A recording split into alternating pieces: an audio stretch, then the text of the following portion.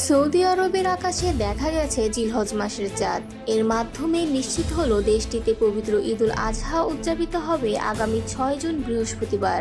প্রতি বছরের মতো এবারও সৌদির চাঁদ দেখার ঘোষণার দিকে তাকিয়েছিল মুসলিম বিশ্ব। চাঁদ দেখা যাওয়ায় 6 জুন হবে 10 জিলহজ, অর্থাৎ ঈদের দিন। এদিকে মালয়েশিয়ায় সন্ধ্যায় চাঁদ দেখার চেষ্টা করা হলেও আকাশে কোথাও দেখা মেলেনি পবিত্র চাঁদের। ফলে দেশটির ধর্ম বিষয়ক কর্তৃপক্ষ জানিয়েছে মালয়েশিয়ায় চিলকত মাস 30 দিন পূর্ণ করবে। সে অনুযায়ী দেশটিতে 29 মে থেকে শুরু হবে জিলহজ মাস, আর ঈদুল আজহা উদযাপিত হবে 7 জুন শনিবার। ইন্দোনেশিয়া ইতোমধ্যেই ঈদের আনুষ্ঠানিক তারিখ ঘোষণা করেছে। দেশটির সরকার জানিয়েছে ইন্দোনেশিয়ায় ঈদুল আজহা পালিত হবে 6 জুন শুক্রবার। সৌদির সঙ্গে মিল রেখে সেখানে উদযাপিত হবে মুসলিমদের অন্যতম প্রধান ধর্মীয় এই উৎসব। অন্যদিকে ব্রুনাইয়েও চাঁদের দেখা মেলেনি।